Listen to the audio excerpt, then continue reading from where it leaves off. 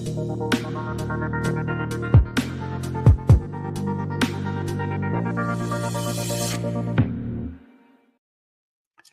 to another episode of the Weekly Crypto Check-In, recorded on March the 19th, 2025. I'm your host, Robert Swarthout, and joined by my co-host, Andres Sandate. How's it going, Andres? Hey, Robert, it's good. We haven't done this in a couple of weeks, so I'm excited to get back on, and I'm wearing my Jayhawks at least for a few more days. We're not a 1 seed, much less a 5. I think we're a 7 seed in the NCAA tournament. I hope we can get to the second weekend. That's my new goal. So happy March Madness to all of you, and happy late St. Patrick's Day. Yeah. It's a bit of the flip. Normally, Kansas is the basketball school that thinks they're going to go deep. I'm a Florida fan, and for once in a long time, we actually think we might have a chance. So I won the SEC tournament and got a 1 seed. So a lot of people are excited about the SEC's. One of their teams cutting down the nets in April. Absolutely, there seems to be a decent odds for that to happen. So I guess we'll know about a month from now. That's right. So let's just jump in here. We got a lot to talk about today. The first thing is the White House had a digital asset summit. We talked about it last time that it was happening 2 days later. We recorded on Wednesday and it happened on a Friday. It admittedly was a bit of a nothing burger. It was the week of the Trump EO where he talked about a strategic Bitcoin reserve and then a digital asset stockpile. They talked about the nuances between those, and we've gone over that last episode. But in my opinion, sadly, the summit seemed to be more of a come get your face in the news if you, or some level, were a crypto donor. There was certainly adversaries within the crypto industry at that table. Roughly 24 people were sitting there with Trump at the table at the White House. But it was a little bit of, like I said, nothing burger. But I guess the news that came out of it was Trump was talking about stablecoin legislation, which we'll get to in a minute. But there was some, I guess, soft praise from Trump to the people at the table. Again, a lot of expectations from this industry that that maybe the summit was going to offer an announcement or was going to offer something in terms of solidarity around legislation or regulation. I think I saw the same comments that you did in terms of the media's reaction. That was a big nothing burger. And so you pull all these folks together in DC. It doesn't happen often. Often it feels like it's a photo op, it's a media opportunity. There were a lot of people in the room who obviously are going to have a lot of opinions and weigh heavily on, we've talked about it, regulation, the midterms, a lot of these forces at play. They're clearly big stakeholders. What I had posted personally was, it's interesting how much crypto has become about policy, suits and ties, and centralized, power structure. Absolutely. When the whole industry is, all about DeFi and decentralization and permissionless. It's just how much the industry has changed in a year, and how much it continues to consolidate. It's and there's different facets of the crypto market, right? There's the the Bitcoin market, and then there's the DeFi, then there's other, smaller pockets within crypto outside of that. But it's, I would imagine that if you were able to zoom forward with a time machine from 10 years ago and let people that were promoting Bitcoin back then look at Bitcoin today, they would be head scratching, right? Because the whole libertarian side of it, or like we don't want to be part of banks or government. Now it's all, oh my gosh, that's all that they want.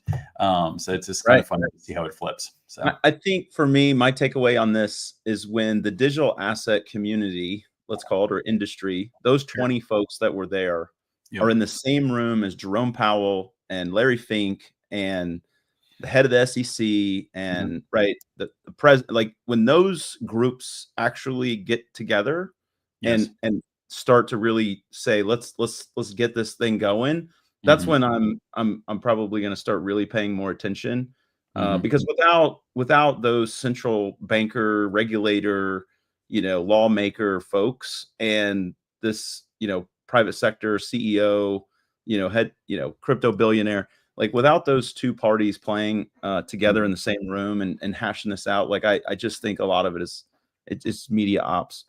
Oh, 100%. Yeah, I would agree with that. It's you know, so some of the details that are starting, or they're working their way out. First, the government doesn't know how much Bitcoin that they hold. Yeah. That's crazy.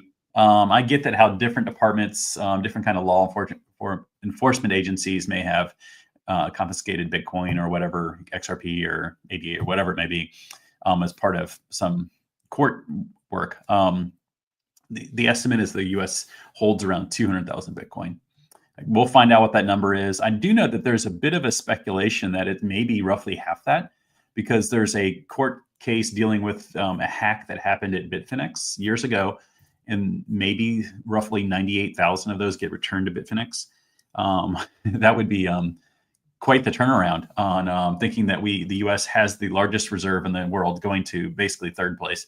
So we'll see how that plays out over time, but at the end of the day, this EO and the summit is really, Trump's, doing something, albeit something small. It needs to be put into law, or it doesn't really matter, in my opinion. But so he can say a promise made is a promise kept. When it came to, he's been trying to toot that horn about once a week, it seems. So, right. Well, and I think for investors who own crypto, they're probably wondering, did it impact prices? And the reality is it just wasn't the catalyst to drive prices up that maybe people were thinking or hoping if they are long crypto. So yeah, just more to come. But we've got a lot of topics to cover, so we got to keep rolling. Absolutely. So our next topic is, during the summit, Trump started talking about how he wanted on his desk to be able to sign into law stablecoin legislation from Congress. Yeah. Hopefully that happens. I'm like I mentioned on another podcast this morning, I'm out of the business of trying to predict when Congress does things, because it's you're always going to be wrong. But in this case, I think that there's a chance it happens. There's a bill called the Genius Act that got voted out of committee, and now it's going up for markup. And I believe that's coming through the Senate, if I'm not mistaken. And they there's a chance, it'll be the first building block, and it doesn't materially change much for crypto. I mean, stable coins, having that is great, but you're not going to speculate in a stable coin. So most people don't hold them per se, but it's the first building block that other things will get built upon, and then maybe we can get some momentum thereafter for legislation or regulations around more of a market structure bill. So. Well, if you could push the cursor down, so we're on that second highlight. But one of the things that I think the market can expect from President Trump is that there's going to be an announcement, and there is going to be a signal that the ball's no longer in my court, right? So by him saying, I want a bill on my desk to sign before the August recess, what he's effectively done is he put pressure back on the House, the Senate, the lawmakers to say, do your job. Right. Because I've gone out and I've made a campaign promise that we're going to get we're going to get regulation. We're going to get, the right regulatory structure in place for this industry to get unlocked. And now he's come out and said, I want a bill by basically the end of the summer to sign. It's kind of a genius move from a political standpoint, right? Because it's deflecting, any blame, if you will, from the industry. So we'll see. I don't know. He's shown before that he can use the power of the executive branch to really, push through his agenda. So we'll see if that plays out here in terms of legislation. Yep. And if anyone cares about optics, about what people think about him, it might be him. So him deflecting and putting the blame elsewhere may make a lot of sense for him. So we'll move on to our third topic here. So Texas Strategic Bitcoin Reserve, it passed. That was State Bill 21, I believe, passed the Senate. I believe basically the next step at that point is the governor's desk for it to be signed. And this admittedly is over a week old, so there's a chance that this already happened, and I just didn't see the actual signing happening. But this is strictly a Bitcoin reserve. There's no other digital asset makeup of this, as far as I understand. So it's cool to see the first state do this. Texas is a state that actually might have a surplus. I don't know their exact financial situation, so that it may make sense for them to do it. And in some ways, try to front run the government if they think the government's going to be buying Bitcoin at some point. So the federal government. Yeah. Well, and this is in line with Texas, launching effectively now small, albeit it's in its infancy, but a competitor to the NYSE, right? They launched Right. a market effectively where companies can list and build effectively a public market. So Mhm. yeah, I mean, I don't know the name of the regulator or regulators there in terms of their financial markets, et cetera, but Mhm. they're definitely ahead from the standpoint of trying to be ahead of their peers to Mhm. bring more activity to the Lone Star State. So yeah, we'll see what Governor Abbott does with the bill. Perhaps Mhm. it's old news at this point, but Yeah. certainly finally someone that's put a stake in the ground, if you will. Absolutely. And kind of on the topic, oddly about this equity trading, I saw that Nasdaq is going to be opening up a secondary headquarters. I believe it's in Austin. So Yeah. early next year, and we'll talk a little more about the Nasdaq in a little bit, kind of a tie in there. But it's Texas seems to have a lot going on. So. Yeah. Yeah, for sure. So our next topic, and this one will be brief. So David Sachs, he is the appointed czar of AI and crypto by President Trump. Well regarded within crypto and AI. So I think he was a great pick, and we've gone over that in the past. But he publicly came out and said, because people are starting to wonder, oh, does he still own his Bitcoin? Does he was an investor? Is he still in some funds that, whether they're AI or crypto focused? And he said that prior to starting in his role as the czar, after he was named, but prior to starting, he worked on his own on a voluntary admission and went and divested up to around $200 million of his personal net worth out of AI and crypto focused things, whether it was crypto directly or crypto VC focused funds or AI for that matter. It's a big deal. He, according to him and everything that I've read, he did not have to do this. Right. The ethics said that he would have had enough of an arm's length distance, or maybe there's a precedent. I'm not quite sure, but um, it's and he's not getting paid for this role, so it's like a bit of a double whammy there. It's this likely will cost him probably a couple $100 million if crypto goes on a run like it might. And he's a wealthy guy to begin with, so maybe we don't need to cry for him, but it's cool to see the dedication to the seriousness that he's taking here for this role.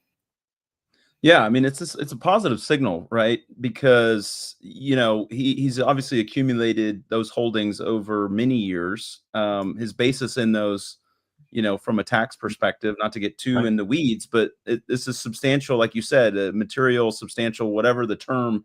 It's Hmm. a substantial um, decision from just a pure financial standpoint. Then when you look at it from just the implications from the standpoint of policy and being um, a key stakeholder in trying to get through legislation and trying to push forward an agenda around pro AI, pro crypto, pro the Hmm. U.S. being really the leader in these two areas that the Trump administration has come out and said, right, in all in all venues, we want to be the leader.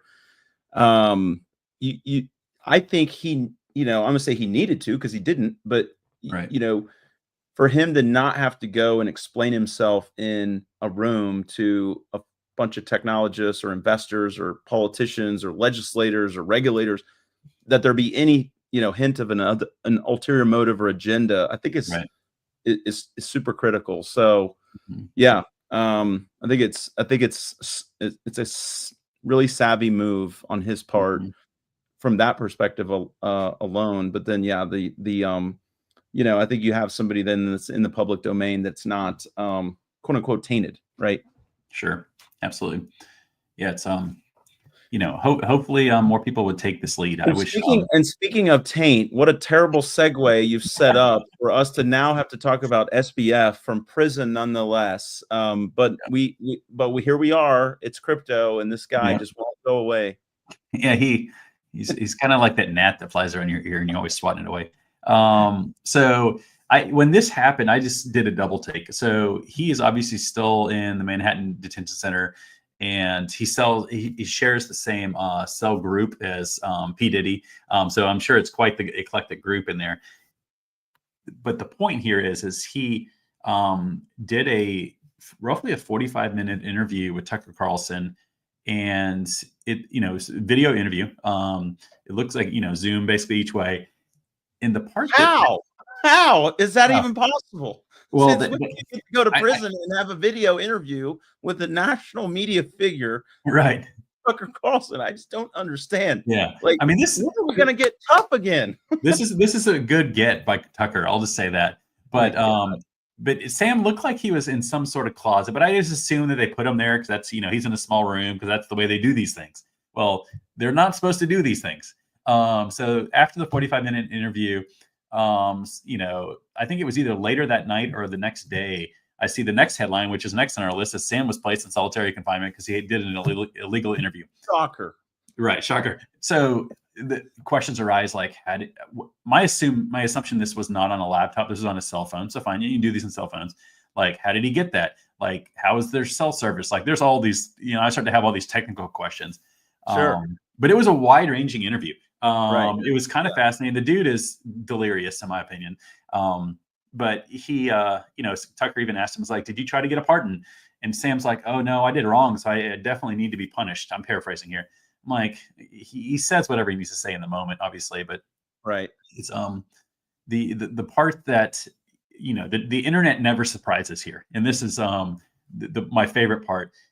So this would have happened as part of the FTX estate bankruptcy going on. There was all these documents that came out. Apparently, Sam had a Google Doc that he had a bulleted list of if he ever got in legal trouble, how he would try to get out of it. And literally one of the bullet points on there was, I would try to get an interview with Tucker Carlson to talk about it.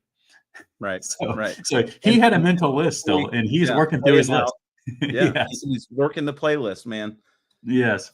Oh man, it's just I don't know if this is, I don't know. I mean, it's hard. It's hard for me sitting here with you doing this show. We're still talking about this guy. I'm not even going to say gnat or fly. It's a horse fly. It's a sure. wasp. It's something.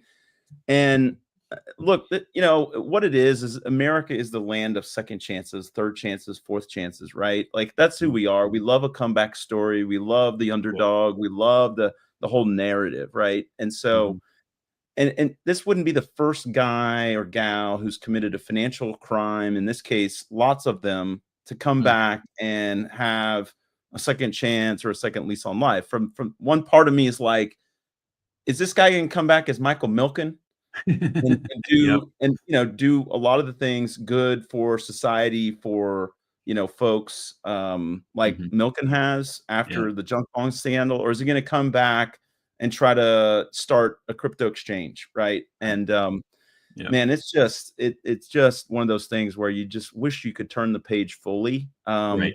But and glue it shut so it doesn't come back. Everybody's got to have ratings. Everybody's got to have followers. Everybody's got to have, a big get when you're in the media business. So, you can't blame Carlson for doing the interview. He's doing his job. I mean, yeah, he's doing his job, right? So, anything newsworthy, I guess, from the standpoint of the industry or the case or the settled, the bankruptcy estate that came out of the interview itself? No, Sam still holds the belief that he didn't specifically say this, but you read between the lines that he functionally did nothing wrong, because if we just had waited, I think he said 90 days, we would have had more assets than we had liabilities. Got it. So he is not fully said, I'm sorry, I made a mistake yet. Yeah. And obviously you got to know he's working the pardon angle. He's working to try to get that pardon. So yeah. I'm sure we haven't heard the last. Well, hopefully we have. We'll say that. So moving on to our next topic, and this one probably be quick. So the NASDAQ announced that by early 2026, so roughly a year from now, they plan to launch 24/7 trading of equities. I don't know if it's 24/7. It may just be 24/5. I haven't heard the details that specific yet. But immediately when I read this headline, I kind of went, oh, no, duh, they're going to tokenize. It's going to be on a blockchain. I don't know if we're going that far yet, but that's where I think this is headed. So yeah. I mean, look, it's like I always remember reading the books when I was kind of coming up and about careers, and it's like you'd read about these guys on the West Coast who got up at 3 a.m. You know, they got to their desk at 4 a.m. so that they could be ready to go when the markets in the New York open. You know, it's like now, Yeah. I don't know, it's going to change a lot, right? Like if we have 24/5, Yeah. right? Eventually, it's just sort of like that's going to become 24/7, and you have to attribute some of this to the obviously the global interconnectedness of markets. Number two, you Yeah. know, just blockchain and crypto and this whole industry, which has made, you know, put a threat, if you will, on equities markets, right? Yeah. You got to. Yeah, I was on a podcast this morning with Casey talking about this exact topic, and he was kind of complaining, like, "Oh, you know, when are people supposed to sleep?" and all these things. You know, because he comes from the traditional side. I'm like, Casey, Sure. welcome to crypto, man. It's been this way forever. I'm not quite sure why you should be surprised if you have to wake up at 3 o'clock in the morning. Which that's not his business model, and I get it, Yeah. more jokingly, but it is a reality of crypto. Yeah. Well, hey, you know, early bird gets the worm, or you know, whatever the version is for late night. But you know, money never sleeps was the headline of the second, you know, the second, was it Charlie Sheen movie with Michael Douglas, Wall Street? You know, Wall Street, money never sleeps. So, Yep. you know, it's sort of, you know, tongue in cheek there, but the reality is that the markets are global, right? And assets now are global. And as we go more private and we go more alt and we go more illiquid and we go more in crypto, like this is, to me, it's an important headline, but it's a sign of, you know, what we're going to be looking at in the future. And if you're a wealth manager or if you're a professional in this space, like it's just global and it's all connected. And your job is to, you know, have a strategy around all of that. For sure. So we'll move on. The OCC came out. So this is the Office of the Controller. Comptroller of the currency. Yeah. Currency, yes. Mouthful Yeah. there. They came out and said that banks are now allowed to custody crypto, stablecoins, and also run their own nodes on networks. This is Big. if there can be something more than a 180 without coming back around to being negative, this is it. Because the Biden era administration really pushed hard on banks. Banks were allowed to do this, but it was in such a way that banks would never do it. Right. But here we are. You know, I don't think we're too far away from, you know, a scenario where you can log into your Bank of America account and see your crypto.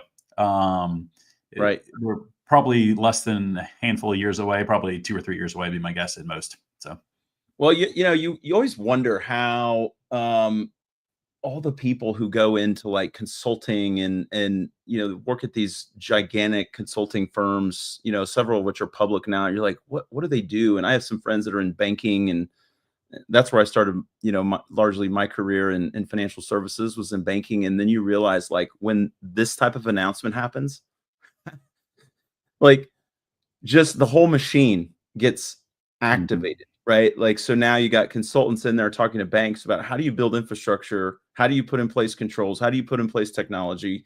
You know, do you have to go hire a bunch of people because you don't want to miss out on opportunities to generate, you know, profits at your bank? At the same time, the concern is, on the other hand, what happens in 4 or 8 years if this rule is changed? And so banks and big organizations and small have to, like I just said, you now have to have a strategy. You now have to have an approach, because if your peers are going to get into custody, right? Now you have to, and then you're going to need accounting and you're going to need audit and you're going to need legal, and all this stuff gets activated. So it's really fascinating. And yeah, to your point, like consumers will now be able to log in, look at their app, and be able to say, oh, okay, now I can look at my equities, I can look at my stocks, I can look at my crypto. Yeah, you got to think it's all coming. Yep, absolutely. Moving along. So our next one is Hedera. We don't normally talk about Hedera, but the ticker for that is HBAR. They are maybe, you know, would be considered falling in the basket of Dino tokens, which we've referred to a few times. They're long-standing network, but the big news around them was they were selected by SWIFT, so the group that runs the wire transfer system around the world, was to integrate Hedera stablecoin net portion of their network into SWIFT as a settlement layer. So now, of 3 tokens that have that kind of ability, although it admittedly doesn't happen much yet, is HBAR, XRP, and XDC. So that whole dino basket is kind of popping up there again. But this is cool. Like, I did not see this coming anytime soon. But you can, if you care to look in that part of the market, Swift is trying to change. They know that they're behind, Right. but the stable coins are really probably going to shake their business pretty hard, because if I can send somebody a stable coin anytime for pennies effectively, like, what's the point of having to deal with a wire transfer? So we Right. are the future is quickly approaching. Yeah, and I think these are the headlines that are easy to gloss over when you could talk about SBF, or we could talk about, right, the digital asset, photo op or digital asset summit, right? And I think it's important to tell folks, like, the magnitude of this, while we're getting deeper into the weeds. What I think this headline demonstrates is that there is real enterprise application layer infrastructure work happening in our industry. It has nothing to do with meme coins, has nothing to do with celebrities. It has everything to do with allowing somebody halfway around the world to send money more quickly, with less cost, less headache, more transparency, on and on and on. And to simplify it, like, it's just it's good for consumers. It's good for enterprises. And so these are the kinds of things that are just, like I said, they just easy to pass over, easy to gloss over, but they're so meaningful when it comes to which of those crypto tokens or dino tokens and the companies behind them, like, that have been at work for years building towards these types of announcements, like, they finally get sort of a breakthrough, right? So pretty cool stuff. And at some point, these will be used, and these will be considered overnight successes. Just how it is. Oof. Yeah, there you go. Yeah, kind of like Florida basketball. Like, they overnight success, even though people, 15 years ago might remember a couple guys, Al Horford, Corey, I can't remember his last name, but yeah, they won back-to-back national championships. Remember a guy named Billy Donovan? Corey Brewer. Yeah. So funny how we all tie this together. So this next thing is even bigger than this Hedera thing we just talked about. So we've talked a lot about the SEC Ripple case on this podcast. Good things and bad things. Well, this morning, Brad Garlinghouse, CEO of Ripple, tweeted out that the SEC has dropped its appeal. So the case is not truly over, but it's definitely headed down a path where it's over. People have wondered why this one took so long to kind of get wrapped up with all these other cases getting dropped. This was by far the furthest along. This had a judgment. They were in the appeal process, all that stuff. But so the SEC, like I said, dropped their appeal. Ripple's appeal is still sitting out there. The rumor / speculation is they want to negotiate down the $125 million fine, or admittedly get rid of it. And also the injunction that has more of an impact potentially on them going public in their stock sale than it does them actually selling XRP. So interesting angles there for them to kind of work through. But Brad was also at Digital Asset Summit Week. That's happening today, I think, in New York City. And he was on stage right after he tweeted this, and dude had some big smiles on his face. So, for sure. Imagine he's busy. Pretty good tonight. Yeah, he's been busy between being in DC at the Digital Asset Summit and now making the rounds at the crypto conferences. But yeah, this is huge, right? It's big for Ripple and the pro XRP community. I think it removes a big hurdle, cloud, whatever you want to call it, from they being more legitimized in the eyes of the institutional community and their aspirations as a company to potentially go public and just enter into more relationships with governments and enterprises. And so, yeah, I mean, who knows? Maybe we're a week, 2-3 weeks away from another shoe to drop in this case. But this, as we've followed this over the last couple of years, it's who knew that we would be here at one point in first quarter of 25, but here we are. Exactly. And it's a bit surreal, admittedly.